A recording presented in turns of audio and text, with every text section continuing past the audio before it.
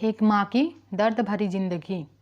मैं ऑफिस से ज़रूरी मीटिंग के लिए बाहर आया। अभी बाइक को किक मारी थी कि जूते का सोल टूट गया। अब ऐसे कैसे मीटिंग अटेंड करता। लगा किसी जूता रिपेयर वाले को खोजने। अचानक मेरी नज़र सड़क किनारे बैठी बुजुर्ग महिला पर गई, जो कि लगभग 65 साल के आसपास होगी। लोगों के जूते चप्पल रिपेयर कर रही थी। पहले मुझे कुछ अच्छा नहीं लगा, फिर ज़रूरी मीटिंग का ख्याल आया तो उनके पास पहुंच गया। बातों बातों में मैंने पूछा, माँ जी आप ऐसा काम क्यों करती हो। वो बोली, बेटा सब कर्मों का फल है। कर्मों का फल मतलब? वो बोली, बेटा मैं और मेरे पति शुरू से बेटा चाहते थे, इसलिए हमने 2 बेटियों को कोख में ही मार दिया। उसके बाद 2 बेटे हुए।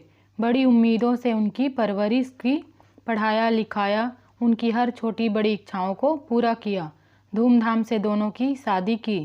बस उसके बाद दोनों बदल गए। मेरे कहने पर मेरे पति ने घर कारोबार सब कुछ दोनों के नाम कर दिया। बहुओं ने हमसे भेदभाव करना शुरू कर दिया। कई बार लड़ाई होती, बदले में हमें भूखे सोना पड़ता। पति ये सब सहन नहीं कर पाए और चल बसे।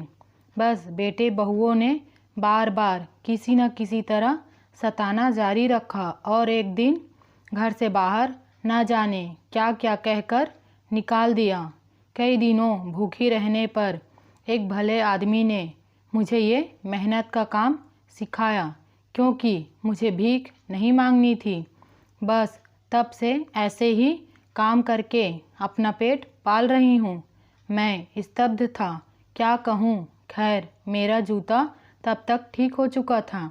मैंने 100 रुपये दिए तो उसने बाकी के 60 रुपये मुझे वापस देने को बढ़ाए।